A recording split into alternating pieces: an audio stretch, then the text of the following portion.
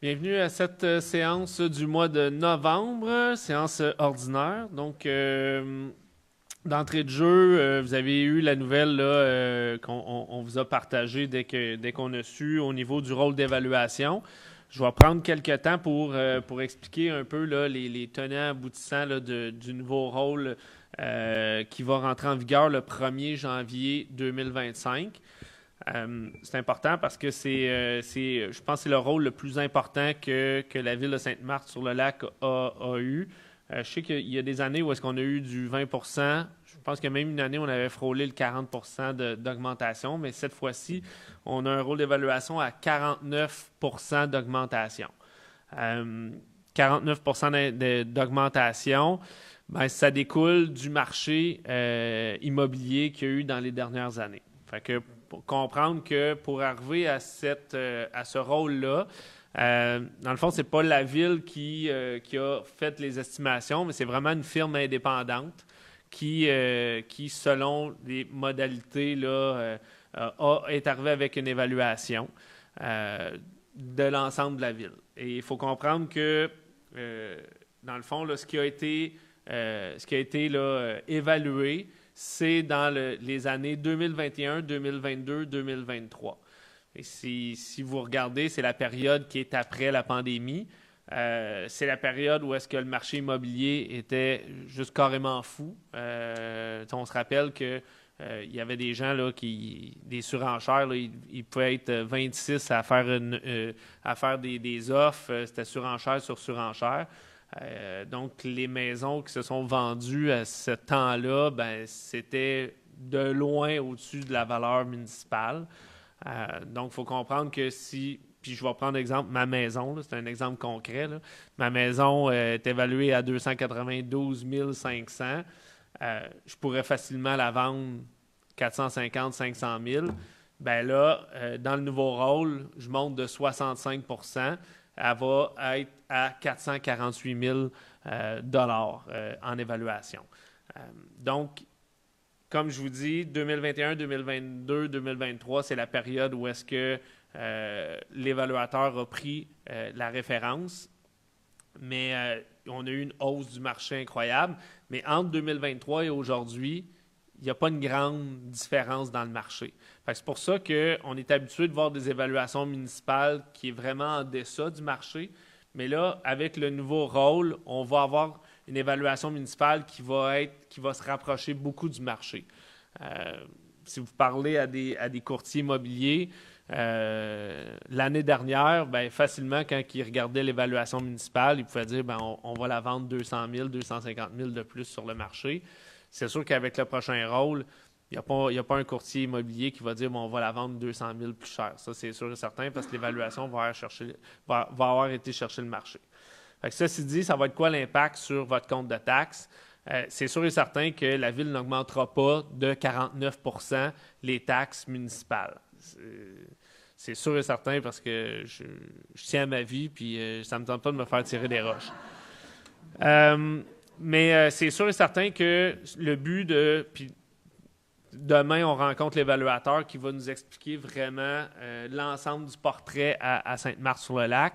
Et puis cette semaine, mais on commence là, notre gros travail budgétaire pour adopter là, le mois prochain là, le budget là, 2025. Fait que ceci dit, ce qu'on fait, puis ce que la majorité des villes font, puis il faut comprendre que notre rôle d'évaluation, là, il n'est pas exceptionnel versus toutes les villes du Grand Montréal. Que ce soit dans les Laurentides ou dans le Grand Montréal, tous ceux qui ont eu un rôle d'évaluation qui va tomber en 2025 ou ceux qui l'ont eu cette année en 2024 ont tous eu des hausses importantes là, de l'ordre de 40, 50 et voire même 60%.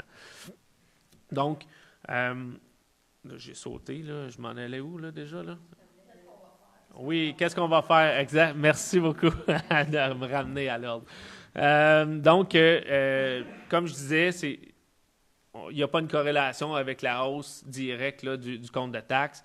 Le 49%, ce qu'on fait, c'est qu'on va essayer de descendre le taux de taxation pour aller chercher la moyenne. Est-ce qu'on va aller chercher la moyenne ou un petit peu en haut, un petit peu en bas? Là, ça va être les décisions du conseil au niveau budgétaire, là, parce qu'il y a quand même une certaine peut-être marge de manœuvre pour des dépenses qu'on va juger opportun là, dans le prochain budget. Mais comme je vous dis, tout est sur la table présentement. Mais c'est sûr et certain qu'on va aller chercher aux alentours de la moyenne. Mais comme dans mon cas, si je reprends l'exemple concret, moi, ma maison qui passe de 292 500 à 448, j'ai une hausse de 65 %. Fait que c'est sûr que si on va chercher la moyenne à 50 %, c'est 49 là, mais pour l'exemple, je vous donne ça à 50, bien moi, qui est à 65 % de hausse, bien, je risque d'avoir une hausse de 15 %. Mais à l'inverse, il y a des gens que leur rôle d'évaluation vont monter à 30 %. Fait que si on va chercher la moyenne à 50 %, mais ces gens-là vont avoir une baisse de 20 %. Parce que autant qu'on en a dans un extrême où est-ce que l'évaluation est plus haute, mais il y en a aussi qui vont être plus bas que la moyenne. Fait que clairement qu'il va y avoir des impacts dans différents comptes de taxes. Puis l'évaluation, c'est assez dur à définir parce qu'on peut prendre la même maison dans des secteurs différents et la hausse ou l'évaluation ne sera pas la même dû à l'emplacement, dû au secteur. Il y a le revêtement, il y a les matériaux qui ont été utilisés, la grandeur du terrain. Il y a plein de paramètres qui font en sorte que l'évaluation n'est pas nécessairement pareille d'un secteur à l'autre. Fait que nous, ce qu'on va faire, le but, c'est d'essayer d'atténuer l'impact le plus possible. Mais c'est clair qu'il y a des gens qui vont avoir une hausse puis qui vont avoir une baisse parce que si votre maison a pris 65 ou 70 % d'augmentation, c'est sûr que vous allez avoir un impact sur votre compte de taxes. Et à l'inverse, si votre évaluation est moins grande que la moyenne, bien là, ça, dans le fond, vous allez avoir une baisse de taxes. Fait que grosso modo, ça résume bien là, ce qui nous attend. La Ville va faire des communications. On va vous expliquer ça. Au moment aussi de la réception du compte de taxes, il va y avoir une explication aussi au niveau du compte de taxes. Puis si vous avez des questions, encore une fois, ne vous gênez pas. Les gens de la Ville, les membres du conseil municipal pourront répondre à vos questions. On a les gens aussi à la trésorerie à l'évaluation. Et sachez que si vous n'êtes pas d'accord avec l'évaluation, il y a toujours moyen de le contester. Et ça, toute l'information se retrouve sur notre site Internet. Site Internet de la Ville, si vous allez dans taxes et évaluation, bien, c'est là que vous pouvez voir votre rôle d'évaluation, parce que vous avez votre rôle d'évaluation de cette année et celui qui va rentrer en vigueur là, en janvier. Fait que vous allez pouvoir voir la différence. Il y a un onglet aussi au niveau contestation. Fait que si vous le désirez puis vous croyez que votre maison a été surévaluée dans le prochain rôle, il y a un document à remplir. Il y a des frais aussi. Et puis, vous avez le loisir de contester l'évaluation. Donc, pardon? Oui, il y a une demande de révision, exactement. Donc, si vous avez des questions, ne vous gênez pas, on est là pour répondre. Et là, ça fait quelques mois qu'on vous jase de zone inondable. C'est sûr et certain que je vais vous donner un peu là, où est-ce qu'on est rendu. Mais le rôle d'évaluation, dans le fond, là, n'est pas en train d'étudier ce qui s'en vient, mais a étudié ce qui était en arrière de nous. Comme je vous dis, 2020, 2021, 2022, 2023, c'est la portion qui a été étudiée pour le rôle d'évaluation. Parce que le rôle d'évaluation a toujours 1 an et demi, 2 ans de retard sur la réalité. Fait que ce qui nous amène les zones inondables. Puis je vous rappelle que les zones inondables, c'est un projet que le gouvernement veut mettre de l'avant, mais c'est un projet. Donc, il n'y a rien d'adopté encore. Puis ça ne veut pas dire qu'en 2025, on va tomber en zone inondable. Mais advenant le cas, l'impact sur le rôle d'évaluation serait dans 4 ans, dans le fond. Là. Pas 2025, ni 2026, ni 2027, mais plus en 2028, dans le prochain rôle. On ne souhaite pas ça.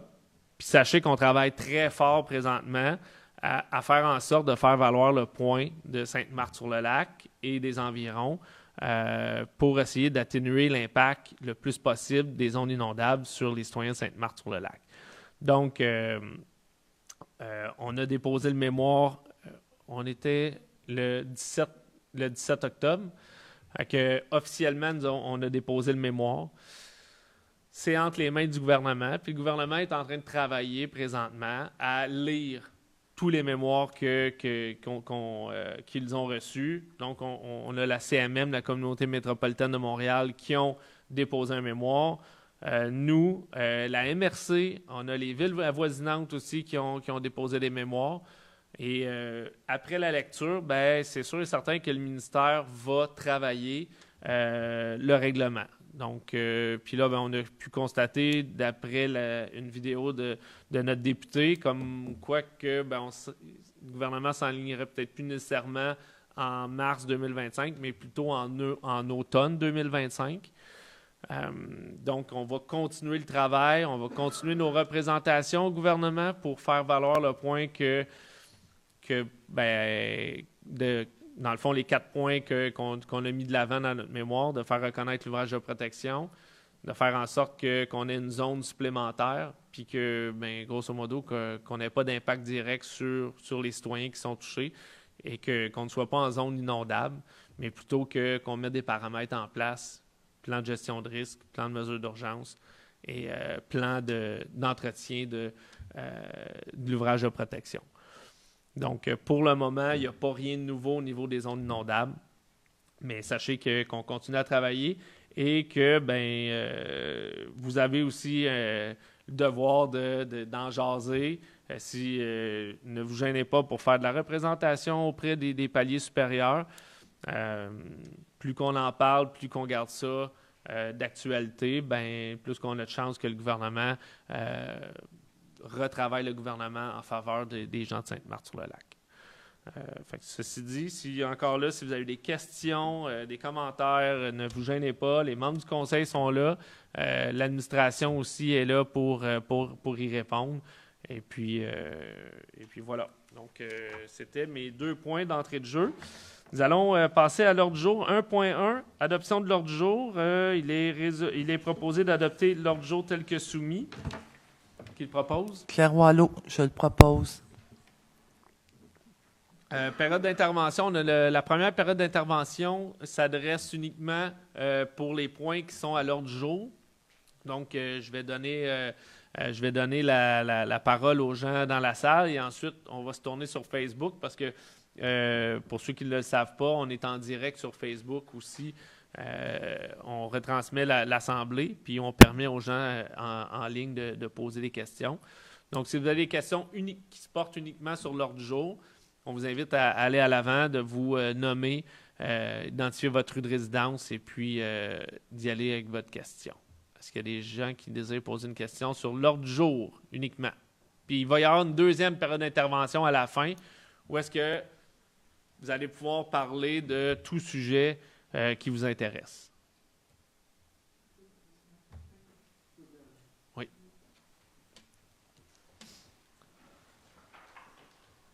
L'ordre du jour, c'était sur le rôle d'évaluation. Non. Le rôle d'évaluation, on va pouvoir en parler après parce qu'on n'a pas de point à l'ordre du jour sur le rôle d'évaluation. Okay. C'est juste dans le fond, une allocution d'entrée de jeu là, que je faisais, mais il n'y a pas de point à l'ordre du jour au niveau du rôle d'évaluation. Fait qu'après ça, on va faire en jaser puis répondre à toutes vos questions. En fait. Non, rien sur Facebook. Bon, parfait. 1.3, période réservée aux élus. Donc, Mme Wallot, district numéro... Mme Lamontagne, aviez-vous... Non? Mme Wallot, marché de Noël. Oui, bonsoir tout le monde. Je vais vous parler du marché de Noël qui va avoir lieu le 8 décembre prochain, de 10h à 16h. Je pense que ça ne paraît pas encore parce qu'on n'a pas de neige, mais ça s'en vient. Puis, c'est un événement qui est très couru à chaque année. Il y a beaucoup de gens qui y viennent. Donc, on vous encourage à revenir encore. Il va y avoir beaucoup d'artisans. Ça va passer du savon au pain à différentes choses. Donc, profitez-en. Puis ceux qui veulent venir rencontrer, pour les familles qui veulent que leurs enfants rencontrent le Père Noël puis se faire prendre en photo, bien, je vous invite à aller sur le lien Voilà, sur le site de la Ville pour vous inscrire. Il faut être inscrit. Fait que c'est super important. Fait que je vous remercie. Parfait, merci. Monsieur Daou? Oui. Alors, bonsoir à tous. Alors, je vais vous parler du jour du souvenir qui s'est tenu dans notre région dimanche dernier. J'étais présent avec Mme Surprenant à la Légion de Deux-Montagnes. Le jour du souvenir rend hommage à ceux qui ont sacrifié leur vie pour défendre nos libertés.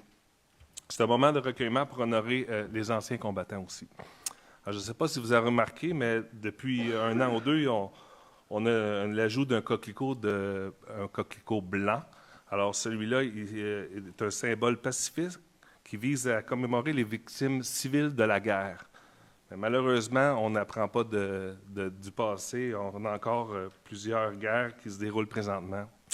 En tout cas, on espère un dénouement positif le plus rapidement possible pour que tous ces peuples retrouvent enfin la paix. Alors, merci. Merci beaucoup, M. Daou. Madame Pelletier, district numéro 6. Oui, bonsoir. En fait, donc, je vous annonce une bonne nouvelle. Donc, on va avoir une patinoire à l'école des Grands Vents et les bandes sont posées actuellement. Donc, vous pourrez aller patiner aussitôt que les conditions nous permettront de patiner. Bonne soirée. Excellent, merci. Monsieur Brisebois-Proux. Bonsoir tout le monde, j'espère que vous allez bien.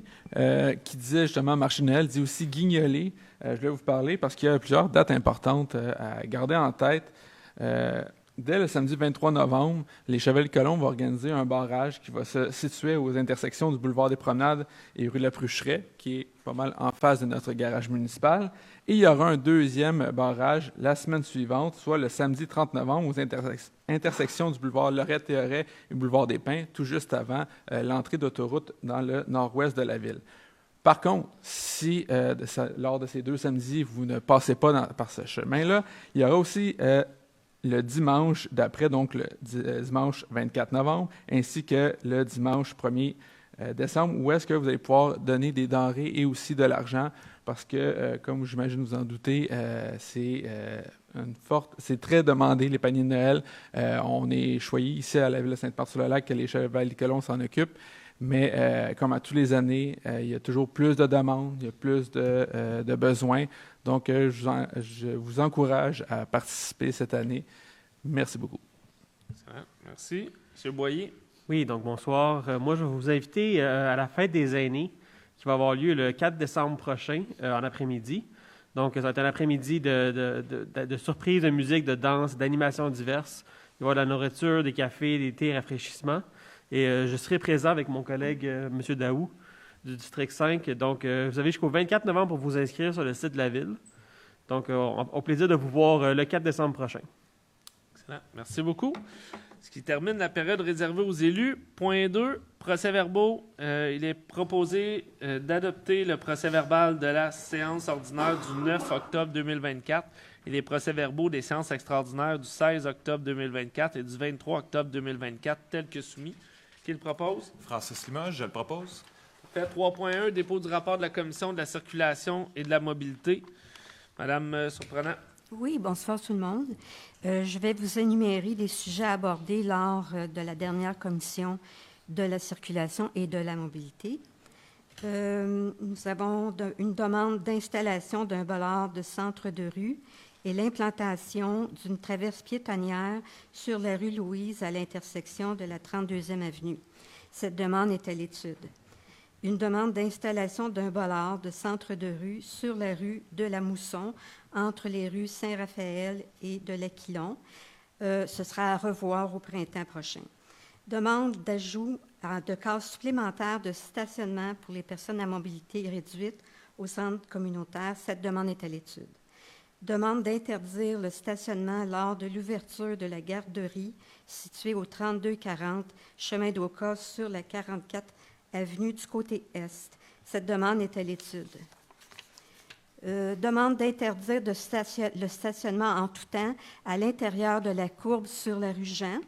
Les membres de la commission recommandent d'interdire le stationnement en tout temps à partir du coin de l'entrée privée du 3206 rue Jean sur une distance de 25 mètres vers la rue Guy. Il a été constaté que certains panneaux de stationnement interdits existants sur la 33e avenue ne sont plus utiles. Les membres de la commission recommandent de retirer les panneaux de stationnement interdits sur la 33e avenue. Il est suggéré de sécuriser la traverse piétonnaire située sur la rue du Souvignon. Les membres de la commission recommandent d'implanter des arrêts dans les 3 directions sur la rue du Sauvignon à l'intersection de la rue du Syrah. Demande d'installer des dos d'âne sur la 12e et la 13e avenue devant le parc Roland-La-Liberté. Cette demande est à l'étude. Nous avons aussi reçu une demande pour améliorer la sécurité aux intersections du chemin Oka et de la 17e avenue. Une demande sera acheminée au ministère des Transports. La prochaine rencontre se tiendra le 27 novembre prochain. Donc, considérant que la Commission de la circulation et de la mobilité a tenu une rencontre le 30 octobre dernier, je propose de déposer ce rapport et d'approuver les recommandations. Parfait, merci. 3.2, dépôt du rapport de la Commission des finances de l'administration publique et approbation des recommandations. M. Boyer. Excusez. Donc, oui, la rencontre a eu lieu le 7 novembre dernier, où on a fait la traditionnelle présentation du document financier. Donc, on a validé et vérifié les listes des chèques émis, les listes des comptes à payer, les amendements, les listes de dépenses par approbateur, l'analyse des postes budgétaires, le paiement par transfert bancaire ainsi que les visas. Donc, il est recommandé d'adopter la liste des comptes à payer accompagnée des documents connexes tels que déposés. Par la suite, on a eu la chance d'avoir une bonne discussion sur la présentation des états financiers comparatifs qui vont être déposés en fin de session aujourd'hui. Donc, excusez. Il est résolu de déposer le rapport de la commission et d'approuver les recommandations. Parfait, merci. 3.3, dépôt du rapport de la Commission des travaux publics et des services techniques. M. Limoges. Oui, bonsoir à tous. Dans le fond, la dernière Commission des travaux publics et des services techniques s'est tenue le 30 octobre dernier. On a fait le tour des travaux en cours là, au niveau des travaux publics, là, donc les différents travaux là, de préparation automnale là, pour la prochaine hiver sont débutés. Donc, retrait des bollards. Évidemment, j'avais annoncé au dernier conseil là, les travaux de rinçage qui étaient à venir. Ils se sont complétés dans les dernières semaines. Ça a très bien été. Donc, on est content. Là. Ça démontre qu'un rinçage annuellement est suffisant là, pour nettoyer notre réseau. Ensuite de ça, le montage des patinoires, comme ma collègue Julie l'a mentionné, là, on a une nouvelle patinoire là, à l'École des Grands-Vents, mais les autres patinoires sont également aussi en cours de montage. Ensuite de ça, on a fait également le tour et le suivi de l'avancement des projets là, pour les services techniques et technologies de l'information. Donc, l'avancement de l'agrandissement l'avancement des travaux du centre communautaire pour son agrandissement a fait partie des éléments qu'on a regardés. Et c'est ce qui fait le tour là, de la dernière commission qu'on a eue. La prochaine se tiendra le 27 novembre prochain. Donc, je propose de déposer le rapport de la commission. Parfait, merci.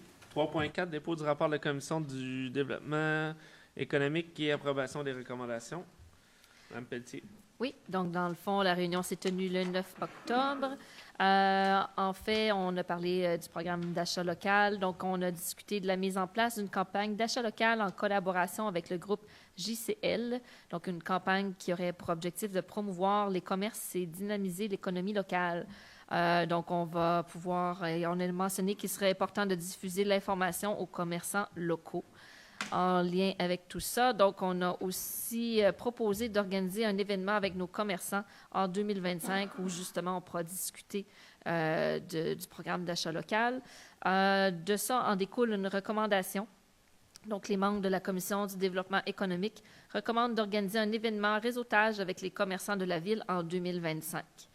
Ensuite, nous avons discuté de portes ouvertes.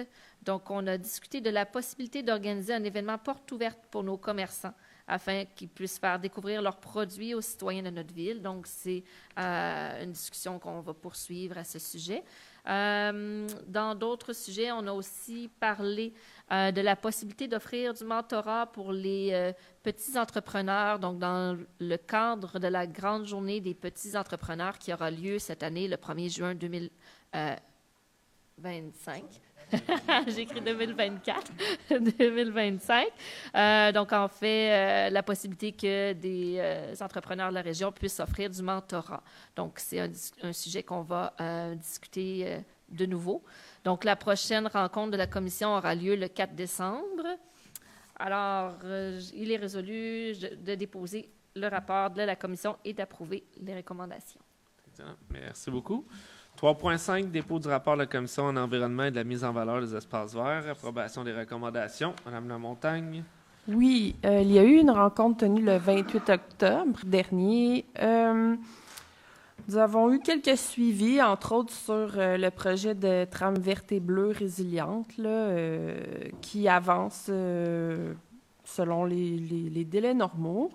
Ensuite, les membres de la commission d'environnement ont proposé une idée intéressante qui serait d'aller peut-être organiser une forme de visite, soit virtuelle, soit une visite guidée de l'usine d'eau potable, dans le but un peu de sensibiliser à la population à une saine utilisation de l'eau potable, ce qui est quand même une chose très importante pour les villes.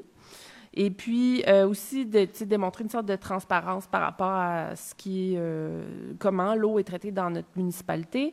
C'est évident qu'il y a des enjeux autour de ça dont on va tenir compte, mais quand même la commission recommande au conseil d'étudier différents scénarios dans le fond autour de cette idée. Ensuite, un suivi pour la politique environnementale, c'est un dossier qu'on regarde un peu depuis le début des rencontres de la commission. Et puis, nous avons, suite à plusieurs discussions, nous avons finalement décidé de recommander au conseil de faire appel à une firme spécialisée pour élaborer une politique environnementale qui sera la première politique environnementale de la ville. Donc, voilà la recommandation que nous faisons. Il y a eu quelques petits suivis également sur des événements qui ont eu lieu, là, dont un atelier qui s'appelait Jason Climat. On a un bilan quand même positif. Il y a toujours une belle participation des citoyens autour des dossiers de l'environnement. Et puis, autre sujet, la charte d'engagement du lac des Deux-Montagnes a été adoptée cet automne. Nous en sommes partis. Nous faisons partie de cette charte, nous adhérons à la charte. Et puis, si c'est quelque chose qui vous intéresse, je vous invite à aller la lire. Donc voilà, je propose de déposer le rapport de la commission et d'en approuver les recommandations. Parfait. Merci beaucoup. 4.1, avis de motion et dépôt de projet de règlement pour le règlement numéro 822-20 modifiant le règlement numéro 822 concernant la circulation en zone scolaire. Madame Surprenant. Oui, je, Lynne Surprenant, donne avis de motion à l'effet qu'à une prochaine séance du Conseil, je présenterai ou ferai présenter le règlement numéro 822-20 modifiant le règlement numéro 822 concernant la circulation, zone scolaire et dépose en ce sens le projet de règlement. Parfait, merci. Dans le fond, ce projet de règlement-là, c'est un amendement au règlement. C'est d'ajouter les débarcadères, hein, c'est ça, les débarcadères dans les zones scolaires pour faire en sorte de donner toute la légitimité là, aux services de police pour intervenir en cas de problématique. Parce que n'ayant pas identifié nos débarcadères dans notre règlement, ben ça fait en sorte que le service de police là, de la régie se ramasse dans un flou. Donc, pour pouvoir faire leur travail, ben, il faut bien les identifier dans notre règlement. Donc, voilà cet amendement. 6.1, demande d'aide financière, programme d'aide financière au développement des transports actifs dans les périmètres urbains, TAPU, pour l'implantation d'un réseau de vélos en libre service. Constatant que le programme d'aide financière au développement des transports actifs dans les périmètres urbains, TAPU, vise à accroître la part modale des déplacements actifs en milieu urbain et réduire les émissions de gaz à effet de serre. Considérant que les membres du Conseil ont pris connaissance des modalités d'application du programme d'aide financière du TAPU, considérant que la Ville doit respecter les lois et règlements en vigueur et obtenir les autorisations requises pour le projet, Considérant que le projet mentionné précédemment est déposé relativement à ce programme qui est estimé à 381 785 et que l'aide financière demandée au ministère est de 190 892 considérant que la Ville doit autoriser le dépôt de la demande d'aide financière, confirmer sa contribution financière au projet, autoriser un représentant à signer cette demande. En conséquence, il est proposé d'autoriser la présentation d'une demande d'aide financière, de confirmer son engagement à réaliser le projet admissible selon les modalités en vigueur et de connaître en cas de non-respect de celle-ci, l'aide financière sera résiliée. D'autoriser le directeur général ou en son absence, le directeur général adjoint à signer tout document ou entente relative à la présente résolution qu'il propose. Claire Wallot, je le propose. Parfait. Dans le fond, c'est un projet de vélo en libre service, communément appelé Bixi. C'est un projet qui va être interrégional. Qui est dans la vue, qui est visé là, avec l'arrivée là, du REM qui s'en vient. Donc, c'est une demande d'aide financière et on essaie aussi d'avoir du financement de l'ARTM, l'Autorité régionale de transport métropolitain. 6.2. Demande de modification d'un règlement d'urbanisme, grille des spécifications H748 et H752. Considérant qu'en date du 15 octobre 2024, les membres du Comité consultatif d'urbanisme ont étudié une demande de modification d'un règlement d'urbanisme qui vise à permettre la classe d'usage H5 maison mobile avec des normes de lotissement permettant la subdivision des terrains dans les zones H748 et H752. Les caractéristiques visées par la demande se trouvent dans la lettre d'intention du requérant ainsi que dans le concept déposé. Cette modification serait nécessaire pour pouvoir vendre des terrains individuellement. Considérant la recommandation négative du CCU, considérant que le demandeur a déposé une demande de modification au règlement de zonage afin de permettre la classe H5 maison mobile avec des normes de lotissement réduites dans les zones H748 et H752, considérant que la modernisation du cadre réglementaire en matière de gestion des zones inondables, des rives, des littorales et par le gouvernement du Québec est en cours, considérant que la refonte réglementaire d'urbanisme de la Ville est en cours et que le développement de la Ville est toujours en réflexion, considérant que les potentiels en matière de développement sont actuellement peu nombreux sur le territoire. En conséquence, il est proposé de refuser la demande de modification d'un règlement d'urbanisme pour les grilles de spécification des zones H748 et H752.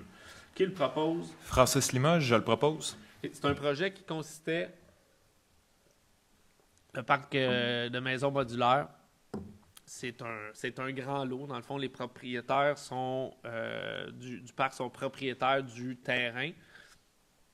Et tous les résidents sont locataires du terrain et propriétaires de leur maison.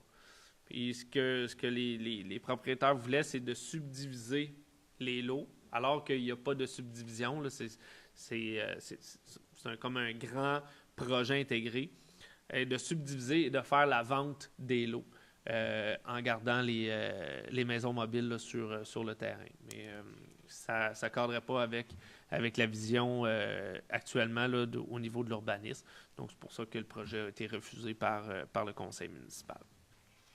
6.3, demande de PIA. Considérant qu'en date du 15 octobre 2024, les membres du conseil du comité consultatif d'urbanisme ont étudié la demande présentée dans le cadre du règlement 506 de plan d'implantation et d'intégration architecturale.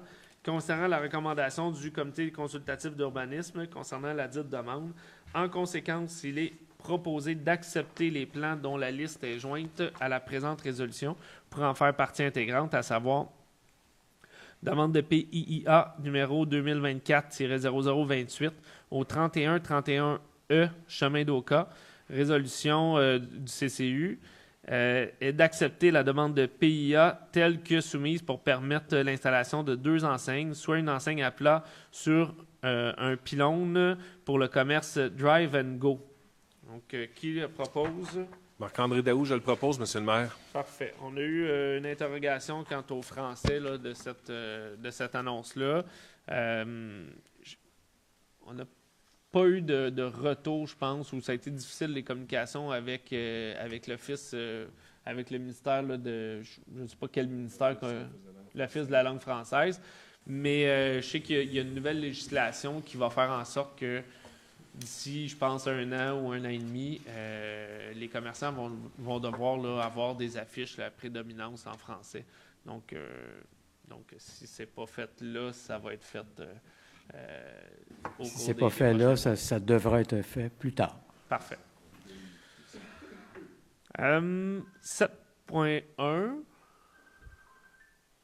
On est correct, oui? OK. 7.1. Aide financière. Considérant que la Ville de Sainte-Marthe-sur-le-Lac tient à soutenir la communauté en venant en aide aux différents organismes de la région, tant au niveau culturel, sportif ou communautaire.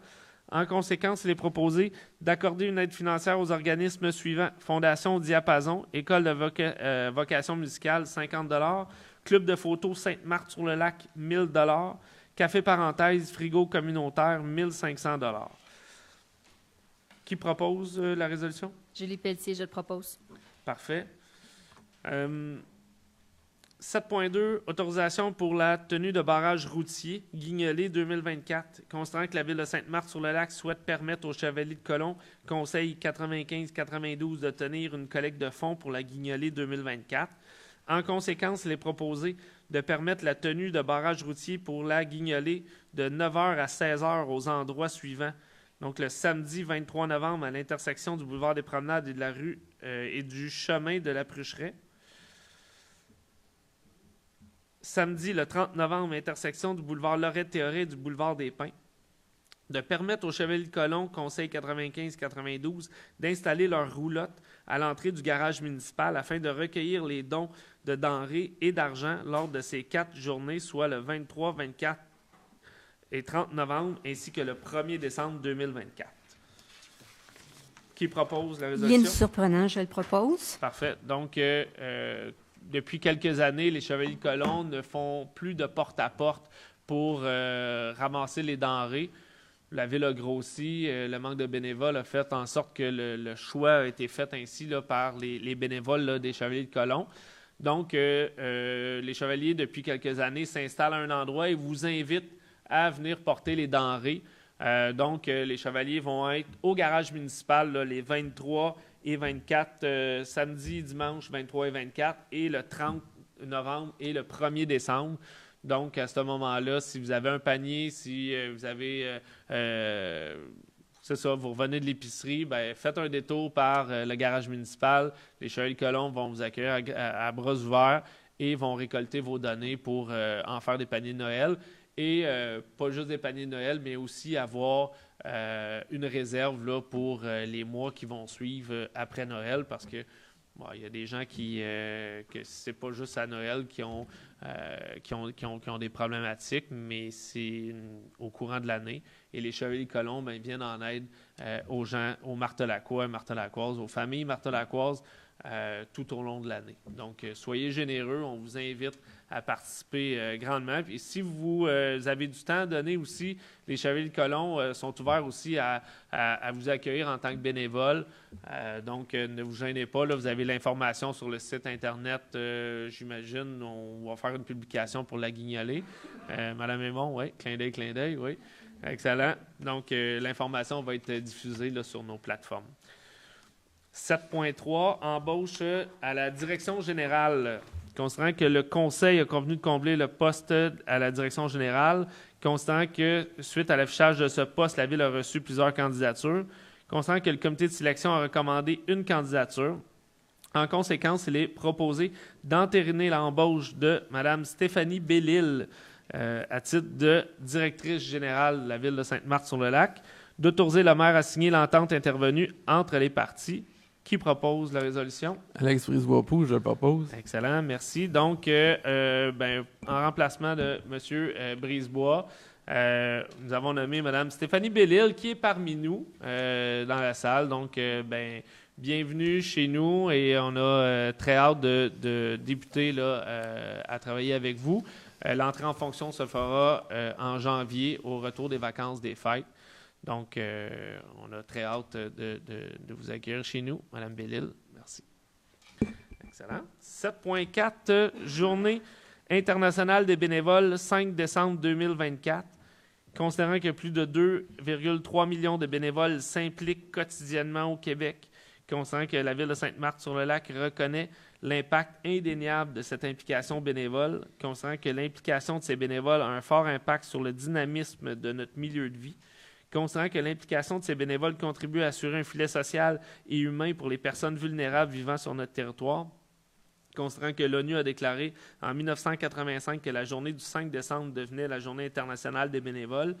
En conséquence, il est proposé que la Ville de Sainte-Marthe-sur-le-Lac reconnaisse le 5 décembre 2024 comme étant la journée internationale des bénévoles, que la Ville de Sainte-Marthe-sur-le-Lac profite de cette occasion pour remercier publiquement l'ensemble des bénévoles impliqués au sein des différentes organisations présentes sur le territoire. Qui le propose? Claire Wallot, je le propose. Donc, je veux dire, si on n'avait pas nos bénévoles, la Ville ne roulerait pas rondement parce qu'on a des bénévoles partout et dans différents domaines. Puis on en a ici, là, on a des Chevaliers Colons, on a des gens du regroupement éco-citoyen, on a des bénévoles de toutes sortes. Et puis, sans votre implication, je veux dire, il y a du monde qui serait dans le pétrin, puis il n'y a que des bénéfices à s'impliquer. Donc, chapeau. Et puis, ceux qui ne bénévolent pas encore, mais qui désirent le faire, sachez qu'il y a des organismes qui sont là pour vous accueillir, puis que ce soit un 2 heures, un 10 heures, un 40 heures semaine, il y a de la place pour plusieurs bénévoles. On a des gens qui ont bénévolé aussi très, très, très longtemps, Club Optimiste, mais ça a des répercussions dans la vie de plein de gens. Donc, félicitations, puis merci à vous. Et puis, encore une fois, s'il y a des gens qui veulent y aller, n'hésitez pas. Hein? Le club de photo, oui. Il y a plusieurs chapeaux. Le club de photo, Chevalier de Colomb. Donc, voilà. 7.5. Participation à la campagne d'achat local du groupe JCL, considérant que les commerces locaux de Sainte-Marthe-sur-le-Lac gagnent à être connus. Considérant que le groupe JCL élabore une campagne d'achat local par le biais de la plateforme rabaischok.com, considérant qu'autant les commerçants que les citoyens seront gagnants d'une telle initiative. En conséquence, il est proposé de verser 2 500 $ au groupe JCL pour qu'il puisse mettre en place une campagne d'achat local afin de promouvoir les commerces de Sainte-Marthe-sur-le-Lac et de dynamiser l'économie locale. Qui le propose? Julie Pelletier, je le propose. Donc, c'est un engagement là, de vraiment promouvoir les commerces d'ici. On a quand même une vitalité économique qui est importante. Puis de contribuer là, à soutenir ça, donc c'est une mission là, qu'on s'est doté dans nos engagements. Donc, vous allez avoir là, dans le journal L'Éveil, vous avez de l'information. On va véhiculer de l'information aussi là, par rapport à la plateforme Rabaischok, mais c'est des initiatives là, qui font connaître les commerçants de la ville. Donc, je vous invite à participer en grand nombre. J'ai tourné mes pages. On est rendu à 7.6. Plan de gestion des actifs, formation d'un comité. Considérant que la Ville de Sainte-Marthe-sur-le-Lac reconnaît l'importance de gérer efficacement ses actifs municipaux pour assurer leur durabilité à long terme, considérant que le plan de gestion des actifs permet d'optimiser l'utilisation des ressources financières et humaines en identifiant les actifs prioritaires et en planifiant les dépenses de manière proactive, considérant que la Ville a transmis un sommaire de plan de gestion des actifs au ministère des Affaires municipales et de l'Habitation, considérant qu'un comité doit être formé afin d'élaborer le plan de gestion des actifs municipaux. En conséquence, il est proposé de former le comité, de nommer les représentants suivants sur le dit comité, les deux élus membres de la Commission des travaux publics et des services techniques, un représentant de la direction générale, un représentant des services techniques et de l'ingénierie, un représentant du service des travaux publics et de l'hygiène du milieu. Qui le propose? Francis Limoges, je le propose. Parfait. C'est un plan de gestion des actifs. C'est quelque chose d'important. Ça va nous permettre de faire un entretien, de faire un suivi des équipements adéquats, d'identifier aussi une fin de vie potentielle à différentes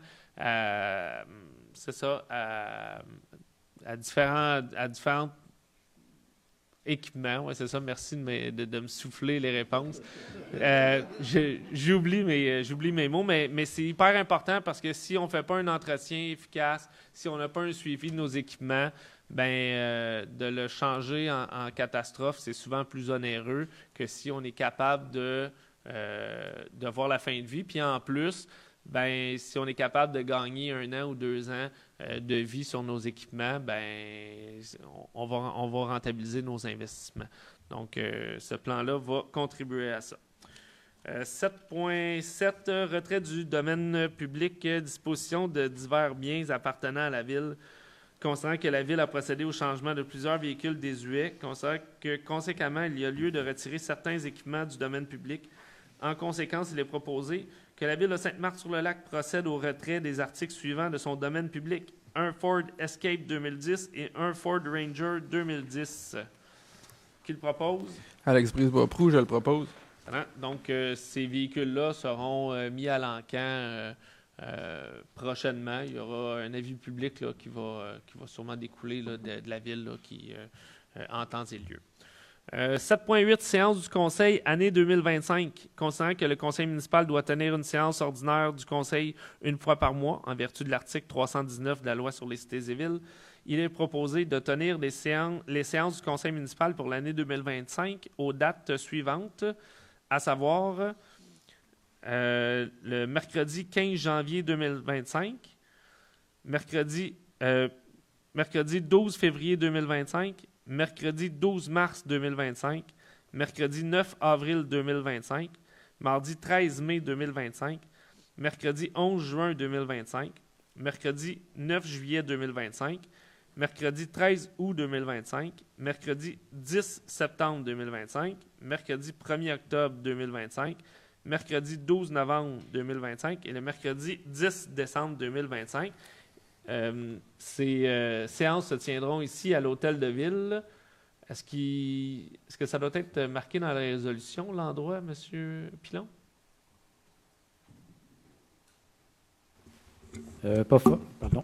Pas forcément, mais on va l'ajouter. Okay. Puis un avis public sera aussi. Il y a un avis public aussi qui va être distribué, mais j'aimerais bien qu'on l'ajoute à la résolution, comme quoi que ça va être à l'Hôtel de Ville. Oui, ça sera. Oui, je vais arriver avec les explications. Donc, est-ce qu'il y en a j'ai un proposeur pour cette résolution-là? Certainement. Marc-André Daou, je le propose. Parfait. Grosso modo, c'est le 2e mercredi de chaque mois. L'année prochaine, on va avoir 3 exceptions. La première est le 15 janvier, c'est le 3e mercredi parce que à cause des vacances, ça laisse une semaine supplémentaire pour la préparation. Donc, au mois de janvier, c'est le 3e mercredi du mois. On a une exception aussi au mois de mai. C'est pas le mercredi, mais ça va être le mardi, puisqu'on s'en va aux assises de l'UMQ, au Congrès. Et le 1er octobre, c'est les élections qui arrivent déjà en 2025. Donc, l'Assemblée doit être avant la fin des mises en candidature là, pour les postes aux élections. Donc, si on était le 2e mercredi, on serait trop tard. Donc, on l'a devancé là, d'une semaine. Si vous permettez, M. le maire. Le 1er octobre. Oui. Simplement pour ajouter, en termes d'explication, la loi sur les élections et les référendums dans les municipalités interdit au conseil de siéger dans la période de 30 jours qui précède le scrutin. L'an prochain, les élections municipales ont lieu dimanche le 2 novembre, ce qui fait que le conseil ne peut siéger pendant les 30 jours précédant le 2 novembre. OK. On est à la limite le 1er octobre. Très, très limite. Voilà. Donc, ça a été adopté. Oui. Parfait. Puis, de toute façon, il y a un ouvert avis public, puis vous allez voir ça dans nos différentes publications. 8.1, commis aux prêts réguliers, nomination de Mme Lynne Tremblay. Considérant la vacance du poste de commis aux prêts réguliers à temps partiel, considérant que Mme Lynne Tremblay occupe le poste de commis aux prêts surnuméraire depuis le 27 juin 2024, concernant la recommandation de Mme Olga Statnaya, directrice de la bibliothèque, et que Mme Tremblay a déposé sa candidature conformément aux instructions dans la convention collective du syndicat canadien de la fonction publique, section locale 2804, En conséquence, il est proposé d'entériner la nomination de Mme Lynne Tremblay au poste de commis aux prêts réguliers, poste régulier à temps partiel, et ce rétroactivement au 20 octobre 2024. Le tout conformément à la convention collective de travail Col Blanc, syndicat canadien de la fonction publique, section locale 2804, et de la passation de sa période de probation. Qui le propose? Marc-André Daou, je le propose. Fait, donc, félicitations pour votre nomination, Mme Tremblay. 8.2, directeur au service de l'aménagement du territoire et du développement durable, embauche de M. Roméo Rivera Tamaka. Considérant la vacance temporaire d'une durée minimale de 12 mois du poste de directeur au service de l'aménagement du territoire et du développement durable, considérant le processus de dotation effectué et les qualifications professionnelles de M. Rivera Tamaka, considérant les recommandations du comité de sélection, il est proposé de procéder à l'embauche de M. Roméo Rivera Tamaka au poste de directeur au service de l'aménagement du territoire et du développement durable, poste cadre temporaire pour une durée minimale de 12 mois à temps complet, et ce à compter du 25 novembre 2024, le tout sous réserve de la période de probation de 6 mois. D'autoriser le maire et le directeur général par intérim à signer pour et au nom de la Ville le contrat de travail de l'employé. Qui le propose? Claire Roileau, je le propose. Terminaison de l'emploi, ratification. Considérant l'entente intervenue entre les parties, en conséquence, il est proposé de ratifier la terminaison d'emploi de l'employé numéro 06034 par le directeur général par intérim en date du 17 novembre 2024. Qui le propose? Marc-André Daou, je le propose. 9.1. Annulation des soldes créditeurs. Considérant que certains dépôts requis lors d'une demande de permis au service de l'aménagement du territoire et du développement durable ont été payés par des citoyens en 2021 et qui n'ont pas pu être remboursés à ceux qui n'ont pas été en mesure de fournir les documents requis par le service suspensionné. Considérant que la Ville de Sainte-Marthe-sur-le-Lac a avisé les citoyens et les entreprises concernées de cette situation, mais que certains d'entre eux n'ont fourni aucune réponse. Considérant que la Ville ne peut plus dès lors de procéder au remboursement de ces sommes, en conséquence, il est proposé d'autoriser la trésorière à procéder à la radiation des sommes apparaissant à son rapport daté du 13 novembre 2024. Qui le propose? Loïc Boyer, je le propose. Parfait. 9.2, annulation de solde débiteur. Considérant que les factures n'ont pas été acquittées dans le délai prescrit et que la Ville doit radier ces sommes pour équilibrer sa comptabilité.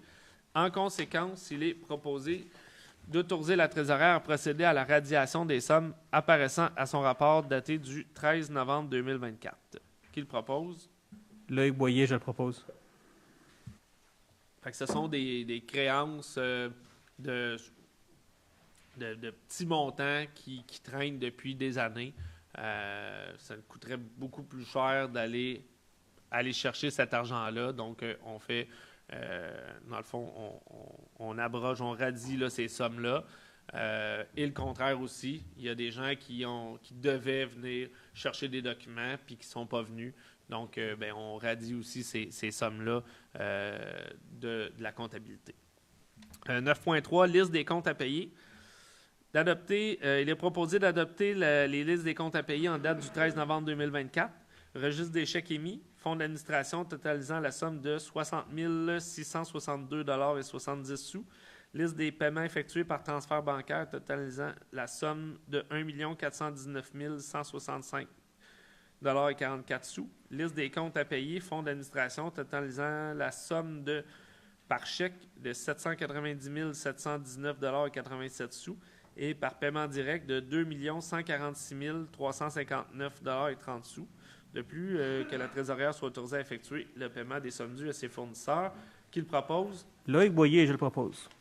9.4, résolution de concordance de courte échéance relativement à un emprunt par obligation au montant de 2 764 000 qui sera réalisé le 22 novembre 2024. Constatant que, conformément aux règles d'emprunt suivantes pour les montants indiqués, en regard de chacun d'eux, la Ville de Sainte-Marthe-sur-le-Lac souhaite émettre une série d'obligations, soit une obligation par échéance pour un montant total de 2 764 000 $ qui sera réalisé le 22 novembre 2024 et réparti comme suit. Règlement d'emprunt 603, un montant de 77 000 $.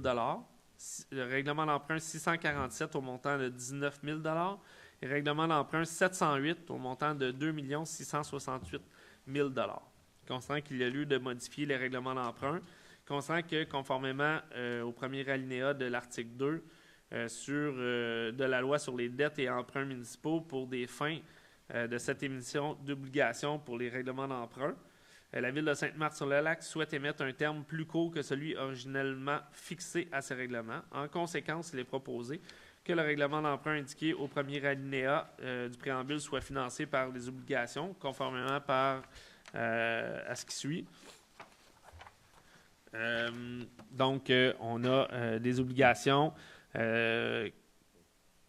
soit une obligation par échéance seront datées du 22 novembre 2024, que les intérêts sont payables semi-annuellement le 22 mai et 22 novembre de chaque année. Les obligations ne seront pas rachetables par anticipation, toutefois elles pourront être rachetées avec le consentement des détenteurs. Les obligations seront immatriculées au nom de Services de dépôt et de compensation, CDS, incorporé. CDS agira au nom de ses adhérents. Procédera aussi au transfert de fonds conformément aux exigences légales, effectuera les paiements de capital et intérêts aux adhérents et prélèvera directement les sommes requises dans le compte suivant, CD de Saint-Eustache de Montagne, Caisse des Jardins de Saint-Eustache de Montagne, que les obligations soient signées par le maire et la trésorière, la Ville de Sainte-Marthe-sur-le-Lac tel que permis par la loi a mandaté CDS afin d'agir en tant qu'agent financier authentificateur.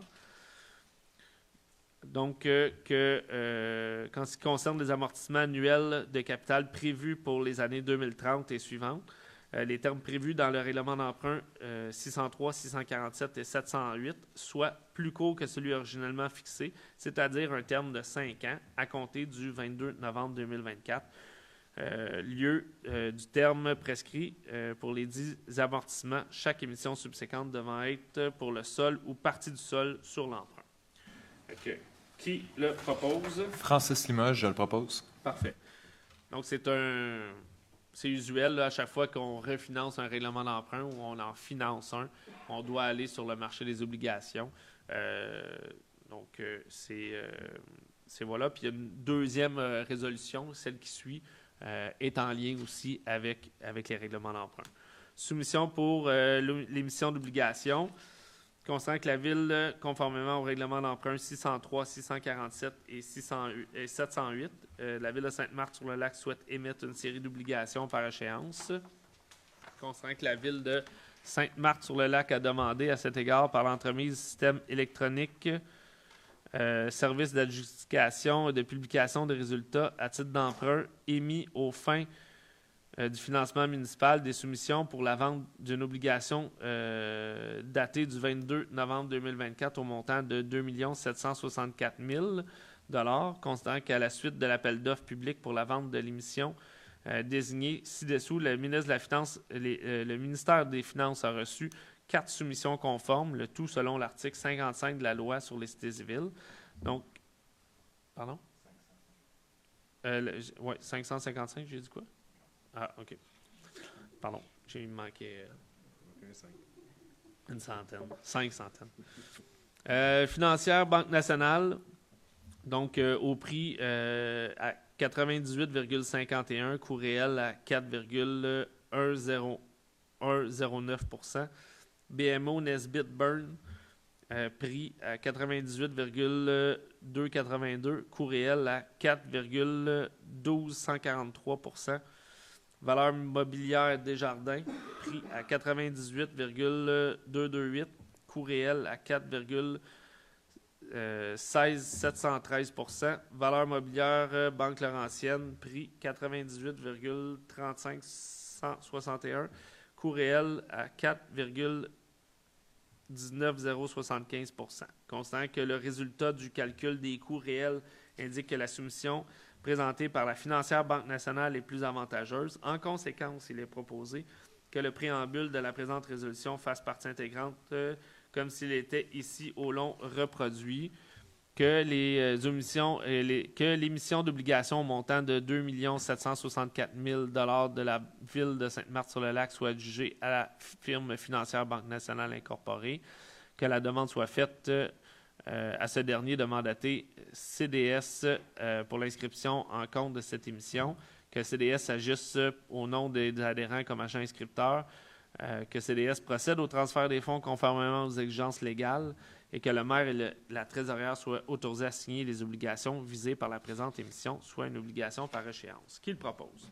Francis Limoges, je le propose. Parfait. 10.1, aide financière Association québécoise pour le droit de mourir dans la dignité. Constatant que le 1er novembre, le docteur Georges L'Espérance, neurochirurgien et président de l'AQDMD, présentait une conférence portant sur l'aide médicale à mourir à la bibliothèque Laurent-Savage.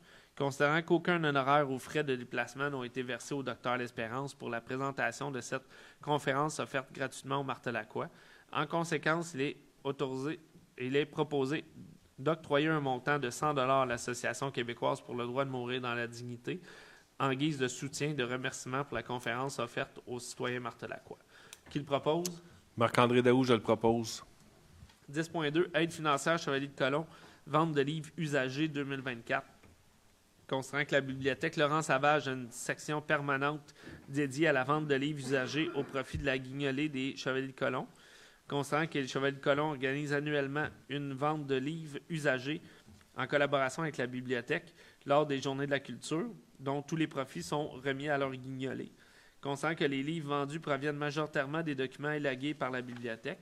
En conséquence, il est proposé d'autoriser le versement d'une aide financière aux Chevaliers de Colomb pour leur guignolée au montant de 546,15 représentant les profits générés par la vente de livres usagés, de remercier tous les participants à la vente de livres usagés lors des Journées de la culture, puisque leur grande générosité a permis aux Chevaliers de Colomb d'amasser pas moins de 1 214 $ qui seront utilisés pour l'achat de denrées alimentaires pour les familles martelacquoises. Qui le propose? Lynne Surprenant, je le propose. 10.3, appui pour la liberté intellectuelle en bibliothèque publique. Constatant que le manifeste de l'UNESCO sur la bibliothèque publique stipule que la bibliothèque publique est un centre d'information de proximité. Constatant que la bibliothèque publique met à disposition de ses usagers une grande diversité de savoirs et d'informations.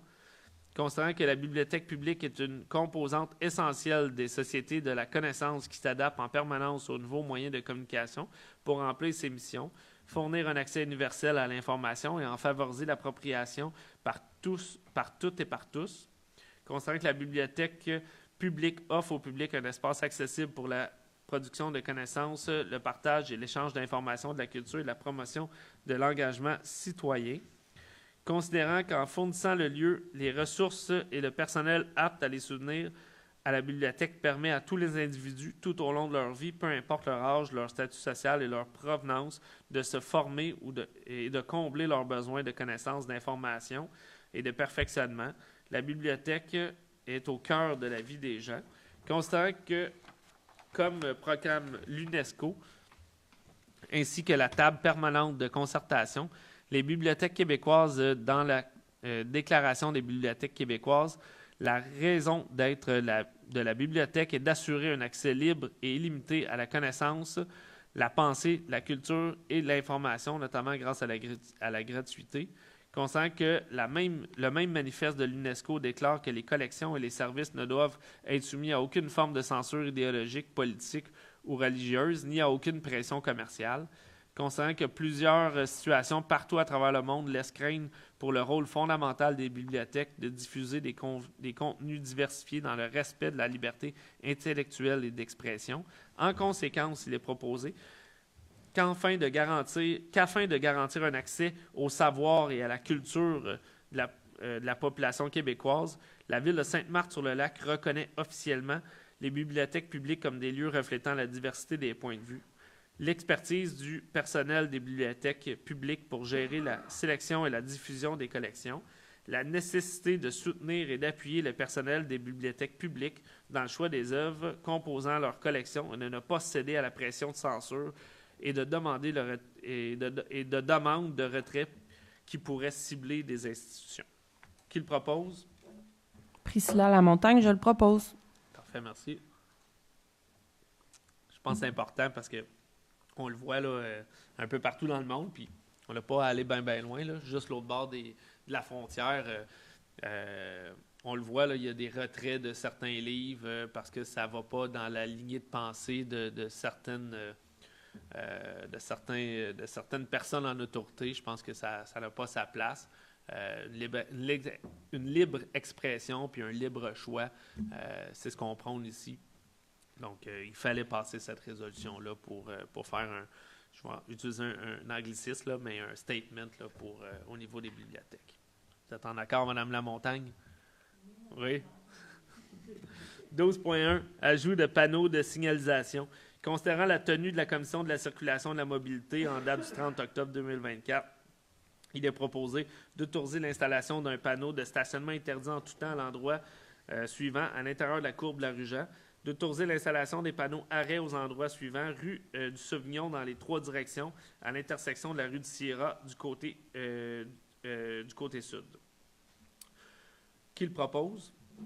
Lynne Surprenant, je le propose. Parfait. 12.2, coupe de pelouse SP-2023-015, reconduction de contrat.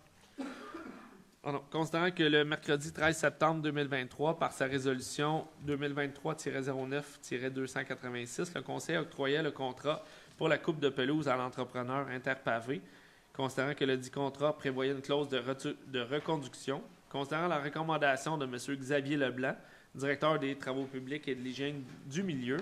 En conséquence, il est proposé de reconduire le contrat relatif à la coupe de pelouse à l'entreprise Interpavé pour l'année 2025 pour un montant de 81 814,77 $, incluant les taxes. Qui le propose? Claire Wallot, je le propose. 12.3, coupe de pelouse, talus de la digue, SP-2023-016, reconduction de contrat. Considérant que le mercredi 13 septembre 2023, par sa résolution 2023-09-287, le Conseil octroyait le contrat pour la coupe de pelouse talus de la digue à l'entrepreneur entreprise Marc Leduc Incorporée. Considérant que le contrat prévoyait une clause de reconduction, considérant la recommandation de M.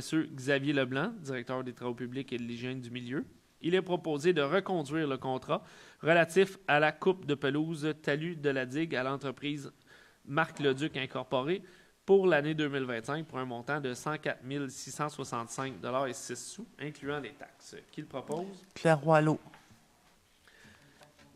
12.4, marquage sur la chaussée SP-2024-001, reconduction de contrat.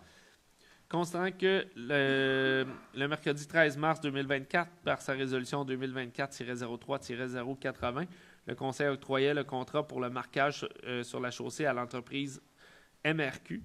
Entreprise considérant que le dit contrat prévoyait une clause de reconduction, considérant la recommandation de M. Xavier Leblanc, directeur des Travaux publics et de l'hygiène du milieu, en conséquence, il est proposé de reconduire le contrat relatif au marquage de la chaussée à l'entreprise MRQ pour l'année 2025 pour un montant de 146 491,50 $, incluant les taxes. Qui le propose? Lynne Surprenant, je le propose. Parfait. 13.1. Plan d'intervention pour le renouvellement des réseaux d'eau potable, d'égouts et des chaussées. Adoption du rapport préliminaire. Considérant que la Ville de Sainte-Marthe-sur-le-Lac a amendé Maxum en juin 2023 afin de préparer la mise à jour du plan d'intervention pour le renouvellement des conduites d'eau potable, d'égouts et de chaussées. Considérant que la Ville a fait la lecture du rapport final de la mise à jour préparée par la firme Maxum, considérant que la Ville est satisfaite de ce rapport, considérant que la dite mise à jour du plan d'intervention doit être déposée au ministère des Affaires municipales et de l'Habitation par Maxum Gestion d'actifs, considérant que nous serons en attente des corrections à apporter au plan d'intervention suite aux demandes du MAMACH. En conséquence, il est proposé d'autoriser la transmission au ministère des Affaires municipales et de l'Habitation du rapport de la firme Maxum portant sur la mise à jour du plan d'intervention pour le renouvellement des conduites d'eau potable. Qui le propose? Francis Limoges, je le propose. Parfait, c'est ce qui termine les résolutions. Nous allons au point de dépôt. Point 14, dépôt de la liste des dépenses par approbateur octobre 2024, dépôt des états budgétaires comparatifs, dépôt du rapport mensuel des permis de construction octobre 2024, dépôt du rapport concernant la valeur des constructions octobre 2024 et dépôt des déclarations intérêts pécuniaires des élus. période d'intervention. Cette période d'intervention est ouverte à tout sujet. On donne priorité aux gens dans la salle. Donc, on vous demande de venir au lutrin, de vous nommer prénom et nom et rue de résidence, ainsi que votre intervention. Et une fois qu'on va compléter les gens dans la salle, nous allons nous tourner vers Facebook. Est-ce qu'il y a des questions dans la salle?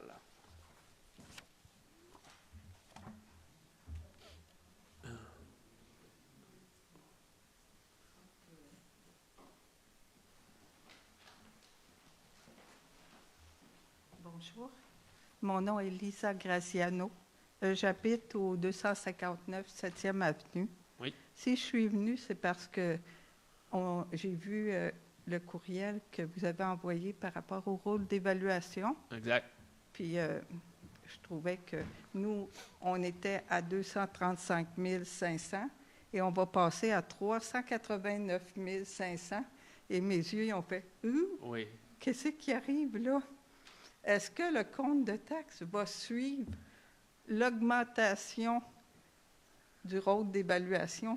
Parce qu'on n'a pas tous les mêmes moyens. Non, puis c'est ça. Mais c'est ça, comme d'entrée de jeu, comme je disais, puis on va le réexpliquer, c'est que c'est sûr que l'évaluation est en fonction du marché. Parce que demain matin, vous mettez votre maison à vendre, vous risquez fort bien de vendre au prix de la prochaine évaluation. Soi-disant, ceci étant dit, hein? Oui, c'est ça, ceci étant dit, que le compte de taxes ne sera pas proportionnel à l'augmentation de l'évaluation. Parce que, comme dans toutes les villes, on ajuste le taux de taxation, fait que le taux du 100 $ d'évaluation, on l'ajuste à la baisse pour aller chercher la moyenne. Là, je n'ai pas le calcul là, exact, c'est quoi la proportion que vous avez. C'est 65 % comme vous. Bon, mais c'est sûr que là, vous allez avoir un impact d'à peu près 15 % d'augmentation sur le compte de taxes. Pardon? C'est ça, sur le compte de taxes actuel. Fait que là, vous pouvez déjà jauger à peu près là, que ça va avoir un impact. Mais ça ne va pas un impact de 65 % là, je vous rassure. Là. C'est pour ça que je suis venue pour me rassurer. Exact. Parce que 15 % c'est plus acceptable que 65 % là. Exact. Monsieur, est-ce que vous pouvez... OK. Non, c'est ça. Dans le fond, c'est que cette situation-là arrive à tous les 3 ans parce que les rôles d'évaluation, c'est des rôles triennaux là, qui durent durant 3 ans. Là. Fait qu'à chaque 3 ans, il y a une réévaluation qui est faite là, du parc immobilier de la ville. Mais d'habitude, ça ne monte pas comme ça. Ça fait 30 ans qu'on est ici. Là. C'est pour ça que... on a vécu la pandémie, tout le monde pour une première fois. Puis le marché qui en a suivi également, c'était un marché qui est arrivé pour une première fois aussi. Là. Oui, c'est pour ça. Là. Mais on a quand même connu des hausses de 20 quelques %. Je me rappelle, moi, quand j'ai acheté ma maison en 2008, l'évaluation municipale était à 159 000. Fait qu'on a... ça a fait du chemin depuis ce temps-là. Là. Ah oui, je sais. Donc voilà, mais je vous rassure, là, on va travailler sur le budget. On va essayer là, d'aller chercher la moyenne pour qu'il y ait le moins d'impact possible, mais c'est sûr qu'il y en a qui vont avoir une augmentation ou ils vont avoir une baisse, là, parce que ceux qui sont dans les extrêmes, au niveau là, de la hausse, au niveau avec une hausse moins importante, eux vont avoir des impacts, tandis que ceux qui sont proches de la moyenne, bien, il n'y aura pas vraiment d'impact par rapport à 2024. Donc, c'est ça. Mais je vous assure, ce n'est pas une hausse de 65 % que vous allez avoir. Ça, c'est sûr et certain. Merci. Plaisir. DG Lloyd, 69 22e Avenue. Suite à ça, la commission scolaire, au mois de juillet, normalement, en juin, envoie un compte de taxes pour les écoles, mais elle se basera sur quel montant? Bien, le prochain, ils vont se baser sur le prochain rôle d'évaluation. Non, mais je veux dire, est-ce qu'il va se baser sur attendre que vous fassiez votre budget ou qu'il va se baser sur le montant d'argent que l'évaluateur a fait? Leur compte de taxes arrive au mois d'août. Fait que le prochain, le compte de taxes du centre de services scolaires a déjà été envoyé au mois d'août passé. il s'est basé sur l'évaluation en vigueur pendant l'année. Mais l'année prochaine, il va se baser en fonction du rôle d'évaluation en vigueur en 2025. Fait, même que vous allez, la Ville, faire en sorte qu'on ne payera pas, on va dire 40 ou 30 de plus, la commission scolaire, elle va se baser, si on dit que ta maison a augmenté de 200 000, elle va se baser sur ce montant-là, ne tiendra pas compte de l'ajustement que vous faites. Ouais. Mais c'est ça. Non, parce qu'eux ont leur propre calcul. Puis je ne suis pas garant non plus. Je ne suis pas garant de ce qui se passe au centre de services scolaires. Puis en plus, je pense que il y a une législation qui avait été mise en place aussi pour contrôler les taxes scolaires, mais je ne suis pas assez connaissant au niveau de la législation pour savoir c'est quoi les tenants aboutissants, mais ça, je vous suggère d'appeler au centre de services scolaires pour vous informer, là, ça va être quoi les modalités. Là. Parfait, merci.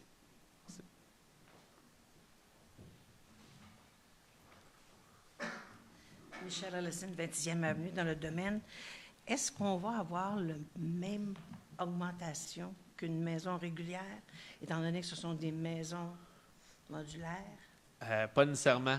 Pas nécessairement, parce que encore là, comme je disais, vous n'étiez pas là au début, mais la même maison, je vais répéter, ça va me faire plaisir, là, la même maison qui se situe dans différents secteurs de la ville n'aura pas la même évaluation puis la même augmentation d'évaluation. C'est vraiment selon des pochettes que l'évaluateur fait. Fait que c'est sûr qu'une maison modulaire, une maison mobile n'aura pas les mêmes paramètres nécessairement qu'une maison unifamiliale. Puis je pense qu'à première vue, on va avoir l'explication demain là, par l'évaluateur qui va nous faire un portrait global, là. Mais je pense que les maisons mobiles, l'augmentation va quand même être importante. Là. On peut parler d'une moyenne là, de 67 % si je ne me trompe pas. C'est ça, en moyenne.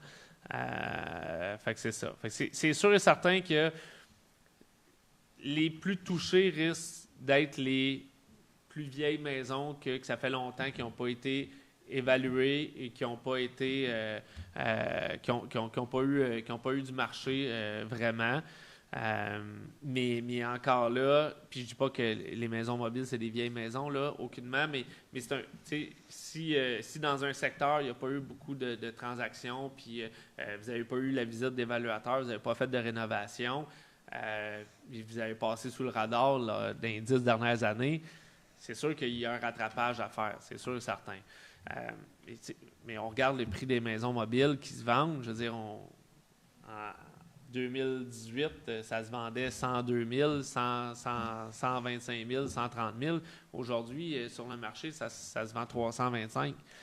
Fait que c'est sûr et certain qu'avec le marché aujourd'hui, il y a un rattrapage à faire. Puis l'évaluation municipale, ben, suit le marché en retard. Parce que, comme je disais, c'est la fenêtre qui est étudiée, c'est 2021, 2022, 2023, mais c'est dans les années où est-ce que le monde achetait sans inspection, sans condition. On était 36 à faire une offre sur une maison. C'est ça. C'est certain que les maisons c'est qui des répercussions du marché. 340, 350 en ce moment, ce sont des maisons qui ont 1 an seulement d'existence. Tandis que les autres, ils ont entre 35 45. Mais il y a quand même une hausse pareille, parce que même si c'est peut-être pas à ces montants-là, je veux dire, une maison qui est là depuis un certain temps dans le parc, comme je disais, avant en 2017, ça se vendait peut-être 125, 150 000. Aujourd'hui, peut-être là, 175, mais aujourd'hui, on est beaucoup plus, on est passé 225, on est vraiment à 275, pas loin du 300. Je comprends que les nouvelles constructions là, qui ont été faites, ils se vendent plus 350, 360, mais reste que néanmoins, on est beaucoup plus proche du 300 que du 200. Là. Fait que c'est ça. D'accord, merci. Ouais. Est-ce qu'il y a d'autres questions dans la salle? Ouais. Puis encore une fois, je réitère là, le fait que si vous avez des questions qui vous viennent à l'esprit par après, on a des gens ici au service de la trésorerie, de l'évaluation qui vont vous expliquer ça. Et puis, ben, sur le site Internet de la Ville, vous avez toute l'information disponible aussi. Monsieur Pelchat. Bonsoir, Normand Pelchat, 40e Avenue. Première question, qui a fait l'évaluation cette année? C'est Société immobilière de Montagne. Société d'analyse immobilière de Montagne. OK, c'est la même? C'est la même que... Parfait, ils savent. Que des lunes sont situées à Saint-Eustache, mais ils font aussi de l'évaluation dans le coin de l'Abitibi, un peu partout au Québec. Quel est le prix pour contester ou pour faire... Je pense que ça tourne aux alentours de 300 $ pour contester. J'ai pas le... OK. Votre micro, M. Limoges, s'il vous plaît. Le montant administratif pour déposer une demande de révision est en fonction de la valeur de l'unité d'évaluation. Là. Fait que les montants exacts, là, je ne les ai pas devant moi, là, mais c'est en fonction de la valeur immobilière. Grosso modo, environ 300 pièces. Ben, les plus chers, ça va être environ 300 $, là, mais ça peut varier là, entre 75 et 300 $ et même 500 $, là, dépendamment de la valeur de l'unité d'évaluation. OK. Mais ça, c'est une bonne question. On vous a lancé des chiffres, là, mais concrètement, si vous voulez, pour vous, je vous suggère d'appeler... Non, c'est juste parce qu'il y a plusieurs personnes qui... Mais oui, c'est ça. Il y a la révision, la contestation, la révision, il y a un montant d'argent à débourser pour ça. Oui. Okay. Notre nouvelle bibliothèque ou le nouveau... plus le centre communautaire, la rénovation du centre communautaire. Total, il est censé être prêt pour la fin de décembre? On le souhaite. Il faut. Oui, mais ils ont été longtemps, là, ils ont été une couple de jours. Là, on est venu une couple de jours, puis il n'y a personne qui... Ça ne travaillait pas fort, il n'y avait personne là. Il faut. Mais je pense qu'il faut quand même corriger, parce que lundi, les gens de la construction étaient en congé. Pour le jour du souvenir, là, tous les gens de la construction étaient en congé. C'était pas spécial ici, là. OK? Puis aujourd'hui, ben, les gens travaillent à l'intérieur. C'est la peinture qui se fait à l'intérieur, la céramique, puis les tuiles. Là. Fait qu'il faut pas penser qu'il n'y a pas du monde qui travaille. OK, parce qu'il ne fallait pas qu'ils passent dessus. OK. Merci. Juste une petite information. On m'a mentionné que les tests ne se feront pas avant février. Les tests? Non, mais c'est parce qu'il reste après ça la construction. Une fois qu'on fait la construction, mais après ça, il reste l'aménagement des locaux puis tout ça. Mais c'est sûr et certain que ça ne sera pas fonctionnel avant mars, puis possiblement avril. Là. Ça veut dire qu'aucune association va pouvoir utiliser les locaux. Encore là, dépendamment de l'aménagement, mais je pense que c'est peu probable avant mars.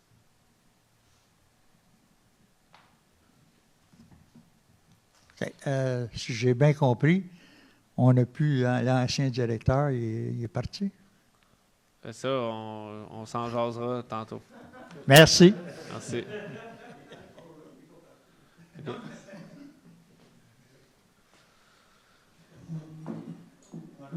OK. Est-ce qu'il y a d'autres questions dans la salle? Parfait. Facebook? Facebook, on commence avec Mme Francine Cournoyer sur la 17e Avenue. Vous avez déjà mentionné vouloir prendre le temps de faire vos réflexions sur le développement du centre-ville.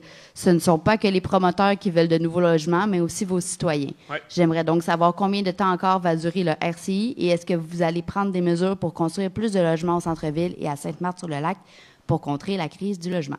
Oui. On est en refonte du plan d'urbanisme.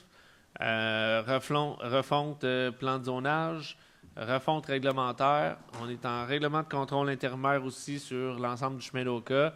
C'est une réflexion qui est très importante. On a des objectifs de densification avec le plan d'aménagement métropolitain, plan d'aménagement ça, plan d'aménagement métropolitain et de développement, à peu près quelque chose comme ça, qui émane de la CMM, de la Communauté métropolitaine de Montréal, qui nous donne des objectifs de densification. Donc, oui, on travaille là-dessus.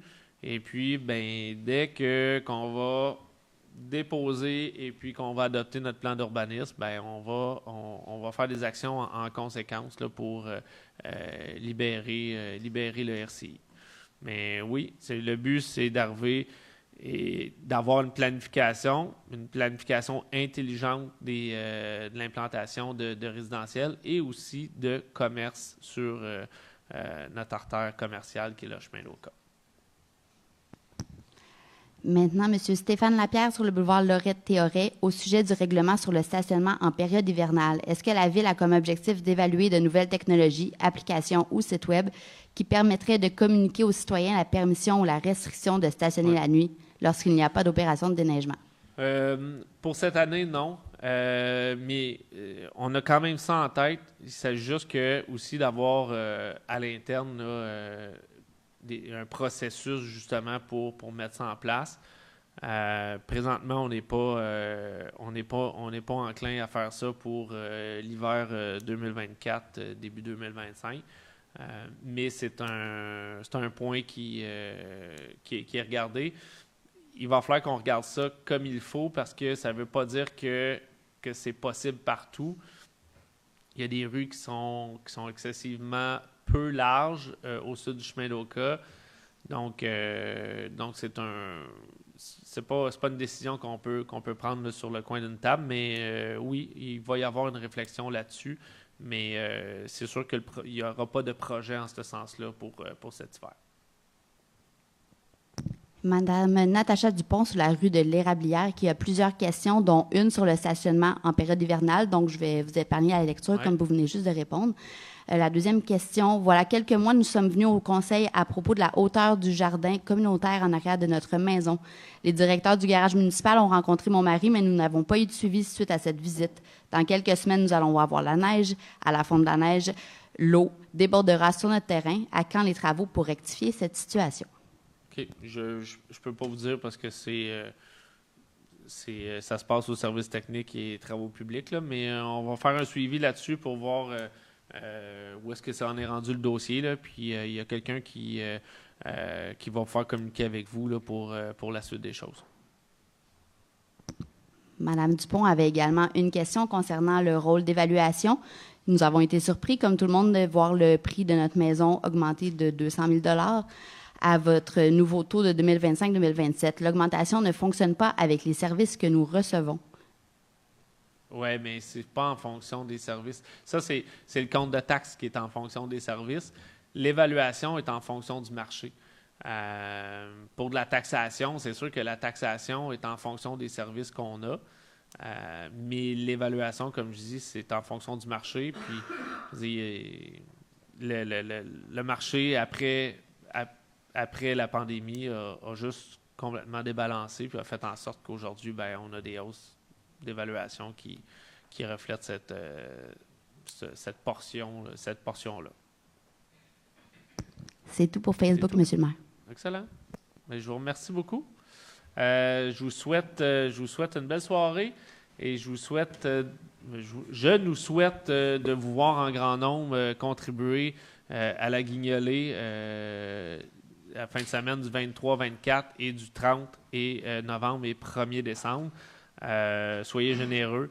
Et puis, on se revoit en décembre avec l'adoption du budget. Ah oui, la levée de l'Assemblée. Qui propose la levée de l'Assemblée? Lynn Surprenant, je le propose. Je l'oublie tout le temps. Merci beaucoup. Bonne soirée.